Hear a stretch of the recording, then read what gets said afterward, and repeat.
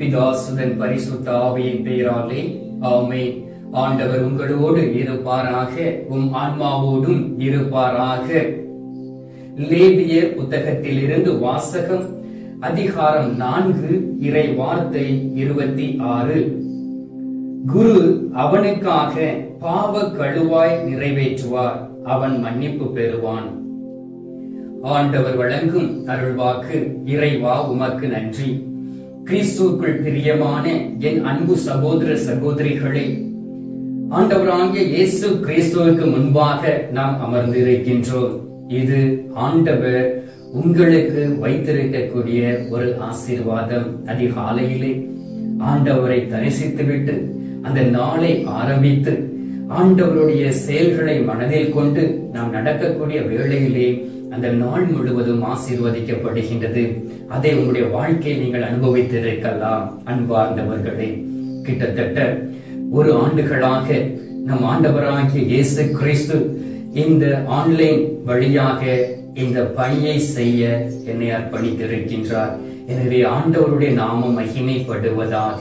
அன்பார்ந்தவர்களே, நீங்களும் எனக்காக ஜெபிக்க வேண்டும். உங்களுக்காக நான் ஜெபிக்க தவறுவதில்லை. யார் யாரெல்லாம் இந்த பணியை ஆசீர்வதிக்கிறீர்களோ, யார் யாரெல்லாம் இந்த பணியை நீங்கள் தாங்குகிறீர்களோ, ஆண்டவர் உங்களையும் தாங்குவார். அன்பார்ந்தவர்களே, நாம் ஒப்புரவு அருள் சாதனத்தை பற்றி நாம் கேள்விப்பட்டிருக்கின்றோம். அதன்படி நாம் பாவ சங்கீர்த்தனம் செய்கின்றோம். நம்முடைய வாழ்க்கையில் ஒரு கேள்வி இருக்கின்றது. அந்த கேள்வி என்ன கேள்வி என்றால், பாவங்களை நேரடியாக கடவுளிடம் அறிக்கையிட்டு மன்னிப்பை பெறலாமா, அல்லது குருவிடம் அறிக்கையிட்டுதான் கடவுளிடம் இருந்து மன்னிப்பை பெற முடியுமா என்கின்ற ஒரு கேள்வி நம்முடைய உள்ளத்தில் எழுந்து கொண்டிருக்கின்றது. அல்லது பிற சபையை சார்ந்தவர்கள் நம்மை தாழ்வாக கருதி அவர்கள் நமக்கு எதிராய் பேசலாம். குருக்களுக்கு எதிராய் அவர்கள் வார்த்தைகளை உங்கள் முன்பாகவே அவர்கள் உதிர்த்திருக்கலாம். அன்பார்ந்தவர்களே, இப்படிப்பட்ட ஓநாய்களிடம் இருந்து நீங்கள் கவனமாய் இருக்க வேண்டும். ஆண்டவராகிய இயேசு கிறிஸ்து இந்த உலகத்தில் வாழும் பொழுது பேதுருவுக்கு அவர் கட்டளை இடுகின்றார். பேதுரு, நீ பாறை, உன் மீது திருச்சபையை நான் கட்டுவேன் என்று சொல்லி, நீ எதையெல்லாம் மன்னிக்கின்றாயோ இந்த உலகத்தில், அது எல்லாம் விண்ணகத்திலும் மன்னிக்கப்படும். எதையெல்லாம் மன்னிக்காமல் விடுகின்றாயோ அது விண்ணகத்தில் மன்னிக்கப்படாது என்று சொல்லி இருக்கின்றார். ஆண்டவராகிய இயேசு கிறிஸ்து அந்த வல்லமையை பேதுருவுக்கு கொடுத்து அவர் வழியாக இந்த நாள் வரை திருச்சபையில் குருக்களும் இருந்து அந்த பணியை இடைவிடாமல் செய்து கொண்டு இருக்கிறார்கள் என்பதை நீங்கள் அறிந்திருக்க வேண்டும். அதைத்தான் அழகாக நாம் வாசிக்க கேட்டோம்.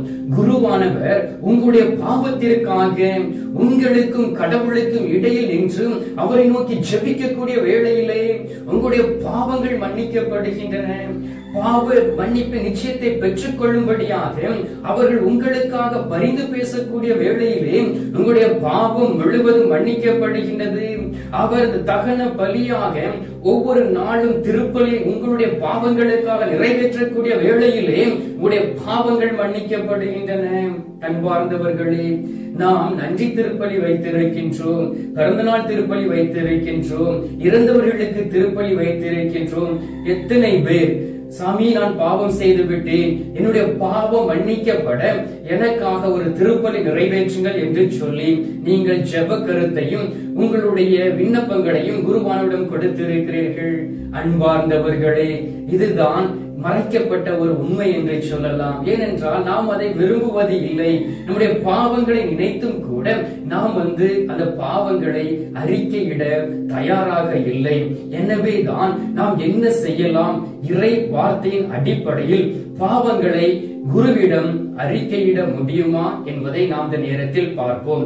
அன்பார்ந்தவர்களே, மலாக்கி 2வது அதிகாரம் 7வது வார்த்தையில் சொல்லப்பட்டு இருக்கின்றது, குருவானவர் படைகளின் ஆண்டவரின் தூதர். கவனமாக நீங்கள் வைத்துக் கொள்ள வேண்டும். ஆண்டவர் இந்த நாளில் என்னையும் ஒரு குருவானவராய் தேர்ந்தெடுத்து இருக்கின்றார் என்றால் அவர் என்னை பார்த்தும் சொல்லுகின்றார், என் மகனே, நீ படைகளுடைய ஆண்டவருடைய தூதன், எனவே உன்னுடைய பணி என்னுடைய பணியை நீ செய்து முடிப்பது. உன்னை நான் அழைத்திருக்கின்றேன், அபிஷேகம் செய்திருக்கின்றேன். நீ கவனமாக இருந்து என்னுடைய பணியை நீ செய்து முடிக்க வேண்டும். அருட்சாதன பணிகளை மக்களுக்காக நிறைவேற்ற வேண்டும். அப்பொழுதுதான் மக்கள் என் மீது வைத்திருக்கக்கூடிய நம்பிக்கை வளரும். அவர்கள் என்னிடம் வந்து கேட்கக்கூடிய வேளையிலே அவர்களை நான் ஆசீர்வதிப்பேன். ஹல்லேலூயா. எனவே அன்பார்ந்தவர்களே, குரு அவனுக்காகவும் அவனுடைய பாதுகாப்புக்காகவும் மன்றாடவே அவனுக்கு பாவ மன்னிப்பின் நிச்சயத்தை கடவுள் கொடுக்கின்றார். பாருங்கள், ஒரு நிகழ்ச்சி நாம் பார்க்கலாம். யோசுவா புத்தகத்தில் ஆண்டவர் இஸ்ரவேல் மக்களை யோசுவாவிடம் ஒப்படைக்கின்றார். அப்பொழுது அவர்கள் எதிர்கொண்ட பட்டணம் என்ன பட்டணம் என்றால் எரிகோ பட்டணம். அந்த எரிகோ பட்டணத்தினுடைய மதிலுக்கு முன்பாக நிற்கிறார்கள். அதற்கு முன்பாக கடவுள் தரிசனமாக சொல்லுகின்றார், நீ அந்த எரிகோ பட்டணத்திற்குள் கடந்து சென்று எல்லாவற்றையும் தீக்கிரையாக்கிட வேண்டும். அந்த பொருள் எதுவுமே தூய்மையானது கிடையாது. அதை நீ எடுத்து வரக்கூடாது. எந்த ஒரு பொன்னையோ பொருளையோ எடுக்க கூடாது. முழுமையாய் நீ அழித்து விட வேண்டும் என்று சொல்லி கடவுள் வாக்கு கொடுக்கின்றார். யோசுவாவும் அந்த வார்த்தைக்கு கீழ்ப்படிந்து அந்த வார்த்தைகளை படை வீரர்களுக்கும் போர் வீரர்களுக்கும் குருக்களுக்கும் அவர் அறிக்கையிடுகின்றார். அப்பொழுது ஆண்டவருடைய வார்த்தையை கேட்டு ஆண்டவருக்கு கீழ்ப்படிந்து அவர்கள் அவ்வாறு செய்கிறார்கள். அங்கு என்ன நடக்கிறது பாருங்கள். யோசுவா 7வது அதிகாரம் 19வது இறை வார்த்தையில் சொல்லப்பட்டு இருக்கின்றது. யோசுவா ஆக்கானிடம், என் மகனே, இஸ்ரவேல் கடவுளாகிய ஆண்டவருக்கு மாட்சி செலுத்து, அவருக்கு நன்றி கூறு. நீ என்ன செய்தாய் என்பதை எனக்கு என்னிடம் இருந்து மறைக்காதே என்றார். ஆக்கான் என்கிறவன் என்ன செய்தான் தெரியுமா? ஆண்டவருடைய வார்த்தைக்கு கீழ்ப்படியாமல் சில பொன்னையும் வெள்ளியும் எடுத்து அவன் மண்ணுக்குள் புதைத்து வைத்து விட்டான். ஆண்டவர் என்ன செய்தார்? அந்த பாதுகாப்பு வளையத்தை அவரிடமிருந்து எடுத்து விட்டார். தொடர்ந்து அவர்கள் போரில் தோற்று கொண்டு இருக்கிறார்கள். அந்த நேரத்திலே ஆண்டவருடைய சமூகத்தில் இருந்து யோசுவா ஜெபிக்கின்றார். அப்பொழுது ஆண்டவர் வெளிப்படுத்துகின்றார். ஆக்கான் என்கிறவன் மீது அந்த சீட்டு விழுகின்றது. அவன்தான் அங்கு இருக்கக்கூடிய அந்த இஸ்ரவேல் குலத்திற்கு எதிராக பாவம் செய்கின்றான். கடவுளுக்குடைய வார்த்தைக்கு எதிராக பாவம் செய்கின்றான். அப்பொழுது அங்கு என்ன நடக்கிறது தெரியுமா? இஸ்ரவேல் மக்கள் அழிவுக்குரிய பற்றிய கட்டளைகளை மீறினார்கள். எரிகோ நகரிலிருந்து கடவுள் எந்த ஒரு பொருளையும் எடுக்கக்கூடாது என்று சொன்ன வார்த்தைக்கு கீழ்ப்படியாமல் ஆக்கான் சிலவற்றை எடுத்து தன்னுடைய கூடாரத்தில் பறித்து வைத்தான். கடைசியாக அவன் அழிந்து போனான். அன்பார்ந்தவர்களே, இதுதான் கடவுள் குருக்களுக்கு வெளிப்படுத்தக்கூடிய அபிஷேகம். இறை வார்த்தை அறிவிக்கக்கூடிய வல்லமை, மற்றவருடைய உள்ள உணர்வுகளை புரிந்து கொள்ளக்கூடிய வல்லமை, மற்றவருடைய பாவங்களை மறைக்கப்பட்ட பாவங்களை சொல்லக்கூடிய அந்த வல்லமையாய் இருக்கின்றது. 2 சாமுவேல் 12வது அதிகாரம் 13வது இறை வார்த்தையில் சொல்லப்பட்டு இருக்கின்றது. அப்பொழுது தாவீது நாத்தானிடம், நான் ஆண்டவருக்கு எதிராக பாவம் செய்து விட்டேன் என்று சொன்னான். நாத்தான் தாவீதிடம், ஆண்டவரும் உனது பாவத்தை நீக்கிவிட்டாய், நீ சாக மாட்டாய் என்று சொல்லுகின்றார். நாம் கேள்விப்பட்டிருக்கின்றோம், வாசித்திருக்கின்றோம். பத்சேபாவுடன் அவர் பாவம் செய்கின்றார். அவருடைய கணவரை கொலை செய்கின்றார். அதன் பிறகு பாவத்தை உணர்ந்து ஜெபிக்கக்கூடிய வேளையிலே நாத்தான் என்கின்ற இறைவாக்கினர் வந்து சொல்லுகின்றார், கடவுள் உன்னுடைய பாவத்தை மன்னித்து விட்டார், நீ சாக மாட்டாய் என்று சொல்லுகின்றார். பாருங்கள் அன்பார்ந்தவர்களே, ஆண்டவருடைய இரக்க குணத்தை. எப்படிப்பட்ட பாவம்! கொலைகாரன், ஒரு பெண்ணோடு விபச்சாரம் செய்தவர் தாவீது, அவருடைய பாவங்களை அவர் மன்னிக்கின்றார். நாத்தான் அந்த செய்தியை ஒன்று சொல்லுகின்றார். எனவேதான் குருக்கள் உங்களுக்காக பேசக்கூடிய வேளையிலே ஆண்டவர் அதை செவி கொடுத்து கேட்டு ஆண்டவர் குருக்களின் வழியாக அந்த பாவத்தை மன்னிக்கின்றார். மத்தேயு 3வது அதிகாரம் 5-6 இறை வார்த்தையை நீங்கள் வாசித்து பாருங்கள். அதில் சொல்லப்பட்டு இருக்கின்றது, எருசலேமிலும் யூதேயா முழுவதிலும் யோர்தான் ஆற்றை அடுத்துள்ள பகுதிகளிலும் இருந்தவர்கள் திருமுழுக்கு யோவானிடம் வந்து அவர்கள் தங்கள் பாவங்களை அறிக்கையிட்டு யோர்தான் ஆற்றில் அவரிடம் திருமுழுக்கு பெற்று வந்தார்கள். யாரிடம் அறிக்கையிட்டார்கள்? திருமுழுக்கு யோவான். அங்கு திருமுழுக்கு யோவான் ஒரு குருவானவர் இடத்தில் இருந்த அந்த பணியை செய்கின்றார். ஞானஸ்தானம் கொடுக்கின்றார், பாவங்களை மன்னிக்கின்றார், 2 திருவுருட்சாதனங்களை அவர் நிறைவேற்றுகின்றார். அவர் ஞானஸ்தானமும் ஒப்புரவு அருட்சாதனத்தையும் கொடுக்கின்றார். அந்த இடத்திலே அந்த நேரத்தில் அவருடைய பாவங்கள் மன்னிக்கப்படுகின்றன. அதே போல் யோவான் 20வது அதிகாரம் 22, 23 வார்த்தைகளை வாசித்து பாருங்கள். இயேசு அவர்கள் மீது, அவருடைய சீடர்கள் மீது ஊதி தூய ஆவியை பெற்றுக் கொள்ளுங்கள். எவருடைய பாவங்களை நீங்கள் மன்னிப்பீர்களோ அவை மன்னிக்கப்படும். எவருடைய பாவங்களை நீங்கள் மன்னிக்காமல் விடுகிறீர்களோ அவை மன்னிக்கப்படா என்று சொல்லுகின்றார். ஆம் அன்பார்ந்தவர்களே, நம்முடைய பாவங்களை அறிக்கையிடக்கூடிய வேளையிலே ஆண்டவர் உண்மையிலும் உண்மையுமாக மன்னிக்கின்றார் குருவானவர் வழியாக. எனவே தவ காலத்தில் இருக்கக்கூடிய நீங்கள் குடும்பமாய் உங்களை தயாரியுங்கள், உங்களுடைய பிள்ளைகளை தயாரியுங்கள், உங்களுடைய கணவரை தயாரியுங்கள், உங்களுடைய மனைவியை தயாரியுங்கள். ஒரு நாள் அதற்காக ஒதுக்குங்கள். வேலை செய்து செய்து களைத்தது போதும், அமைதியை இழந்து இருக்கக்கூடிய சூழ்நிலை போதும், நிம்மதியை இழந்து இருக்கக்கூடிய சூழ்நிலைகள் போதும். இந்த நேரத்தில் நீங்கள் ஆண்டவரிடம் திரும்பி வந்து குடும்பமாய் இருந்து ஜெபித்து நல்ல ஒரு பாவ சங்கீர்த்தனம் செய்யுங்கள். அன்பார்ந்தவர்களே, நான் குருவானவராய் இருக்கின்றேன். நான் பெருமையாக சொல்லவில்லை. வாரத்திற்கு ஒரு முறை நான் பாவ சங்கீர்த்தனம் செய்கின்றேன். எனக்கு தெரியும் எப்படிப்பட்ட வாழ்க்கை நான் வாழ்ந்து கொண்டிருக்கிறேன் என்று சொல்லி சிறிய ஒரு பாவம் என்னுடைய உள்ளத்தில் முல்லை போல் தைத்தால் கூட நான் ஒரு குருவானவரை தேடி போய் பாவ சங்கீர்த்தனம் செய்கின்றேன். அன்பார்ந்தவர்களே, நீங்களும் அதே போல் செய்ய வேண்டும் என்பதை நான் உங்களிடம் வேண்டி கேட்டுக் கொள்கின்றேன். எந்த ஒரு ஆத்மாவும் இந்த உலகத்தில் அழிந்து போகக்கூடாது. எல்லா ஆத்மாவும் மூச்சத்திற்கு போக வேண்டும். அதுதான் நம் ஆண்டவராகிய இயேசு கிறிஸ்துவினுடைய விருப்பம். அந்த விருப்பத்தை ஆண்டவர் எனக்கு கொடுத்திருக்கின்றார் உங்களிடம் சொல்லும்படியாக. எனவே நம்மிடம் இருக்கக்கூடிய வீண் பெருமை, நாம் படித்திருக்கக்கூடிய படிப்பு எல்லாம் ஒரு குப்பை என்பதை உணர்ந்து ஆண்டவரோடு இணைந்து இருப்போம். நான் டாக்டருக்கு படித்து விட்டேன், இன்ஜினியராக இருக்கின்றேன், சயின்டிஸ்டாக இருக்கின்றேன், என்னிடம் பொண்ணு இருக்கிறது, பொருள் இருக்கிறது என்று நீங்கள் நினைக்கலாம். அதை கொண்டு நீங்கள் மோட்சத்திற்கு போக முடியாது. நீங்கள் ஒரு குருவானவருடைய வழியாக பாவ மன்னிப்பு நிச்சயத்தை பெற்றிருக்கிறீர்கள் என்றால் உண்மையிலும் உண்மையுமாக ஒரு நாள் அந்த விண்ணக அரசை நீங்கள் சுவைத்து பார்ப்பீர்கள். 2 கொரிந்தியர் 5வது அதிகாரம் 18 - 20 வரை உள்ள இறைவார்த்தையில் சொல்லப்பட்டு இருக்கின்றது. கடவுளே கிறிஸ்துவின் வாயிலாக தம்மோடு ஒப்புரவாக்கினார், நம்மை அவரோடு ஒப்புரவாக்கினார், ஒப்புரவாக்கும் திருப்பணியை நமக்கு தந்துள்ளார். உலகினரின் குற்றங்களை பொருட்டே கடவுள் கிறிஸ்துவின் வாயிலாக அவர்களை தம்மோடு ஒப்புரவாக்கி அந்த ஒப்புரவு செய்தியை எங்களிடம் ஒப்படைத்திருக்கின்றார். அப்படி என்றால் நீங்கள் அந்த ஒப்புரவு அருட்சாதனத்தை புரிந்து குருவானவரிடம் நீங்கள் மன்னிப்பு கேட்கக்கூடிய வேளையிலே, பாவ சங்கீர்த்தனம் செய்யக்கூடிய வேளையிலே, அந்த இடத்தில் அந்த குருவானவருடைய இடத்தில் கடவுள், தந்தை கடவுள் தன்னுடைய மகனை அனுப்பி உங்களுடைய பாவங்களை மன்னிக்கின்றார். எனவேதான் திருச்சபை சொல்லுகின்றது குருவானவர் மறு கிறிஸ்து என்று சொல்லி. குருவானவர் ஒரு மறு கிறிஸ்தாக இருக்கின்றார்.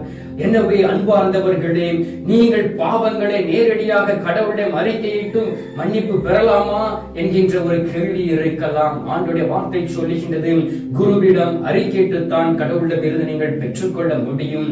இந்த கொரோனா நாட்களிலே நம்முடைய போப் ஆண்டவர் ஒரு வாக்குறுதியை கொடுத்தார். நீங்கள் பாவ சங்கீர்த்தனம் நேரடியாக போய் செய்ய வேண்டாம். ஏனென்றால் அந்த சோசியல் டிஸ்டன்ஸுக்காக, அந்த கொரோனா என்கின்ற நோய்க்காக அது வாழ்க்கை ஃபுல்லா கிடையாது. அந்த நேரத்தில் அவர் அந்த வைரலில் இருந்து மக்களை பாதுகாக்க வேண்டும் என்று சொல்லி. அன்பார்ந்தவர்களே, எனவே இந்த நாட்கள் ஆண்டவர் நமக்கு கொடுத்திருக்கின்றார். இந்த நாளில் நாம் நேரடியாக போவோம். நாம் போய் ஆண்டவரிடம் கேட்போம், ஆண்டவருடைய பாவங்களை வெளிப்படுத்தும் என்று சொல்லி. அதன் பிறகு குருவானவரை தேடி போய் பாவங்களை அறிக்கையிடுங்கள். இயேசு கிறிஸ்துவின் இரத்தத்தினால் நீங்கள் கழுவப்படுங்கள். ஆண்டவர் உங்களை வழிநடத்துவார். நீதிமொழிகள் 28:13 சொல்லப்பட்டு இருக்கின்றது, தன் குற்ற பழிகளை மூடி மறைப்பவருடைய வாழ்க்கை வளம் பெறாது, அவற்றை ஒப்புக்கொண்டு அறிக்கை விடுகிறவர் கடவுளுடைய இரக்கத்தை பெறுவார் என்று. அப்படி என்றால் நீங்கள் கடவுளிடம் அறிக்கையிட வேண்டும் குருவானவருடைய வாயிலாக. எனவே நீங்கள் ஒரு பாவி என்கின்ற உணர்வு உங்களிடம் வேண்டும். திறந்த மனதுடன் கடவுளை தேடி வந்து முழு உள்ளத்தோடு தங்களுடைய பாவங்களை அறிக்கையிட நீங்கள் தயங்கக்கூடாது. என்னுடைய பாவங்களை கடவுளாலும் அவருடைய பிரதிநிதியாக இருக்கக்கூடிய குருக்கள் வழியாக என்னை புனிதப்படுத்துவார் என்கின்ற விசுவாசம் உங்களுக்கு வேண்டும். மலாக்கி 2:7 சொல்லப்பட்டு இருக்கின்றது, படைகளுடைய ஆண்டவருடைய தூதன் குருவானவர். எனவே அன்பார்ந்தவர்களே, குருவானவருக்கு எதிராய் செயல்பட்டு இருக்கிறீர்களா? குருவானவரை பற்றி தவறாக பேசி இருக்கிறீர்களா? மனம் திரும்புங்கள், ஆண்டவரிடம் கேளுங்கள். என்னுடைய வாழ்க்கையில எப்படி வந்து இருக்கின்றது? ஒரு குருவானவராய் நான் பாதிக்கப்பட்டு இருக்கின்றேன், எனவே என்னால் பரிசுத்தமாய் இருக்க முடியவில்லை என்கின்ற எண்ணம் இருக்கின்றதா? நீங்கள் ஆய்ந்து அறிந்து பார்த்து ஆண்டவரிடம் திரும்புங்கள். ஆண்டவர் உண்மையும் உண்மையுமாக அந்த ஒப்புரவு சாதனத்தை நிறைவேற்றக்கூடிய குருவானவருடைய வழியாக உங்களுடைய பாவங்களை மன்னிப்பார். எனவே இந்த நேரத்தில் நாம் செய்த குற்றங்களையும் பாவங்களையும் நினைத்து ஆண்டவரோடு ஒப்புரவாகுமா அந்த ஞானத்தை கேட்டு நாம் ஜெபிப்போம். ஆண்டவரை தயக்கமின்றி என்னுடைய பாவத்தை குருவானவரிடம் அறிக்கைக்கூடிய பலத்தை தாரும் என்று சொல்லி கேளுங்கள். ஆண்டவர் உங்களுக்கு தருவார். இந்த நேரத்தில் நாம் ஜெபிப்போம். அன்பார்ந்தவர்களே, நாம் ஜெபிக்கலாம். எங்கள் பரலோக தந்தையே, இயேசு கிறிஸ்துவே, தூயனல் ஆவியே, தந்தையே, இந்த அருமையான காலை பொழுதிற்காக நன்றி சொல்லி உம்மை துதிக்கிறோம் சுவாமி. தகப்பனே, ஒவ்வொரு நாளும் எங்களை புனிதப்படுத்தி ஒவ்வொரு நாளும் எங்களை ஆசீர்வதித்து குடும்பமாய் இருந்து வாழ நீர் கொடுத்த மேலான கிருபைக்காக நன்றி சொல்லி உம்மை துதிக்கிறோம் சுவாமி. இந்த நாளிலும் கூட எங்கள் உள்ளத்தில் எழுந்த சில கேள்விகளுக்கு இறை வார்த்தையின் மூலம் பதில் கொடுத்திருப்பதற்காக நன்றி சொல்லி உம்மை துதிக்கிறோம் சுவாமி. பாவங்களை நேரடியாக கடவுளிடம் அறிக்கையிட்டு மன்னிப்பு பெறலாமா, அல்லது குருவிடம் அறிக்கையிட்டு தான் கடவுளிடம் இருந்து மன்னிப்பு பெறலாமா என்கின்ற கேள்வி சிறு வயதில் இருந்தே எங்களுக்குள் இருக்கின்றது. இதனால் எங்களால் நல்ல ஒரு பாவத்தை சங்கீர்த்தனம் செய்ய முடியவில்லை. ஆனால் இந்த நாளில் எங்களுக்கு வாக்கு கொடுக்கிறேன், குருவானவர் படைகளின் ஆண்டவருடைய தூதர் என்று சொல்லி குருவானவர் மக்களுக்காக பரிந்து பேசக்கூடிய வேளையிலே அவர்கள் மன்னிப்பு பெறுவார்கள் என்பதை வெளிப்படுத்தினரே சுவாமி. அதற்காக நன்றி சொல்லி உம்மை துதிக்கிறோம் சுவாமி. ஆண்டவரே, எங்களுடைய அறியாமை எடுத்து மாற்றும். இவ்வளவு காலமாக உண்மையான பாவ சங்கீர்த்தனம் செய்யாதபடி நாங்கள் வாழ்ந்து இருக்கின்றோம், உண்மையாக வாழாதபடி இருந்திருக்கின்றோம். ஆண்டவரே, இந்த நாளில் எங்களுடைய அறியாமை எடுத்து மாற்றி உமக்கு உகந்த பிள்ளையாய் நடக்கக்கூடிய பலத்தையும் வல்லமையும் தருவீராக. ஆண்டவரே, நாங்கள் இதற்கு பிறகு எங்களுடைய நல்ல ஒரு பாவ சங்கீர்த்தனம் குருவிடம் போய் நாங்கள் செய்வோம் என்கின்ற உறுதியோடு இந்த நேரத்தில் இருக்கிறோம் சுவாமி. எங்களுடைய உறுதியை நீர் பலப்படுத்துவீராக, விசுவாசத்தை அதிகரிப்பீராக, வல்லமையாய் செயல்படுவீராக. ஒவ்வொரு நாளும் உண்மையான வழியில் நடக்க எங்களை பழக்குவிக்கும்படியாக செபிக்கிறேன் சுவாமி. குற்ற பழிகளை மூடிவிடாதபடி, நாங்கள் அதன்படி வாழ்ந்து விடாதபடி அவற்றை ஒப்புக்கொண்டு விட்டு அறிக்கையிட்டு விட்டு விடக்கூடிய பலத்தையும் வல்லமையும் எங்களுக்கு தரும்படியாக உம்மை நோக்கி நாங்கள் ஜெபிக்கிறோம் சுவாமி. தகப்பனே, இதோ உமது பிள்ளைகள் உமக்கு முன்பாக இருந்து ஜெபிக்கிறார்களே. ஆண்டவரே, குருக்களுக்கு எதிராகவும் அருட்சகோதர சகோதரிகளுக்கு எதிராகவும் நாங்கள் தவறு செய்திருக்கின்றோம், தவறாக பேசி இருக்கின்றோம், அவர்களை பற்றி தவறாக எழுதி இருக்கின்றோம், அவர்களை அழித்துவிட திட்டமிட்டு இருக்கின்றோம் என்று எண்ணத்தோடு ஜெபிக்கக்கூடிய பிள்ளைகளை ஒப்புக் கொடுக்கின்றேன். அவர்களை நீர் சந்தித்து அந்த எண்ணம் முழுவதையும் நீர் எடுத்து மாற்றுவீராக. அவர்களை உமது பிள்ளைகளாய் நீர் உருமாற்றிடும்படியாக ஜெபிக்கின்றேன். உள்ளத்தில் இருக்கக்கூடிய பொறாமை எண்ணங்களையும் ஆண்டவரை குற்ற உணர்வுகளையும் முழுமையாய் நீர் அழித்து விடும்படியாக ஜெபிக்கிறேன் சுவாமி. Thank you Jesus, praise to Jesus, glory to Jesus. ஆண்டவரே, வல்லமையினால் நீர் இறங்கிக் கொண்டிருப்பதற்காக நன்றி. ரூபா ரிலாபா சிலாபா துராலாமா ஹாலாபா ஷராபா துராலாமா. Thank you Jesus, praise to Jesus, hallelujah மாஷராமா ஹராபரா ஷராபதரா. Thank you Jesus, hallelujah. ஆண்டவரே, உமது பிள்ளைகளை நீர் தொட்டுக் கொண்டு இருப்பதற்காக நன்றி. உண்மையான மனமாற்றத்தை கொடுத்துக் கொண்டு இருப்பதற்காக ஸ்தோத்திரம் ஸ்தோத்திரம் ஸ்தோத்திரம். மீட்பெரும் இரட்சகருமான இயேசுவின் திருக்கரத்தில் ஒப்புக் கொடுத்து எங்கள் தாய் கன்னிமரியாள் வழியாக ஜெபிக்கின்றோம் எங்கள் நல்ல தந்தையே, ஆமென். பரலோகத்தில் இருக்கிற எங்கள் பிதாவே, உம்முடைய நாமம் ரட்சிக்கப்படுவதாக, உம்முடைய ராஜ்யம் வருக, உம்முடைய சித்தம் பரலோகத்தில் செய்யப்படுவது போல பூலோகத்திலும் செய்யப்படுவதாக. எங்கள் அனுதின உணவை எங்களுக்கு இன்று அளித்தருளும். எங்களுக்கு தீமை செய்கிறவர்களை நாங்கள் பொறுப்பது போல எங்கள் பாவங்களை பொறுத்தருளும். எங்களை சோதனையில் விழவிடாதையும் தீமையில் இருந்து எங்களை ரட்சித்தருளும். ஆமென். அருள் நிறைந்த மரியே வாழ்க, கர்த்தர் உடனே பெண்களுக்கு ஆசீர்வதிக்கப்பட்டவள் நீரே. உம்முடைய திருவயிற்றின் கனியாகிய இயேசுவும் ஆசீர்வதிக்கப்பட்டவரே. அஜிஷ்ட மரியே, சர்வேசுடைய மாதாவே, பாவிகளா இருக்கிற எங்களுக்காக இப்பொழுதும் எங்கள் மரண நேரத்திலும் வேண்டிக் கொள்ளும். ஆமென். பிதாவுக்கும் சுதனுக்கும் பரிசுத்த ஆவிக்கும் மகிமை உண்டாவதாக. ஆதியில் இருந்தது போல இப்பொழுதும் எப்பொழுதும் என்றென்றும் இருப்பதாக. ஆமென். அன்பார்ந்தவர்களே, ஒப்புரவு அருட்சாதனத்தை பற்றி ஆண்டவர் நமக்கு கற்றுக் கொடுத்திருக்கின்றார். எனவே இந்த நேரத்தில் நற்கருணைநாதர் தரக்கூடிய இந்த மெய்யான ஆசீர்வாதத்தை பெற்றுக் கொள்வோம்.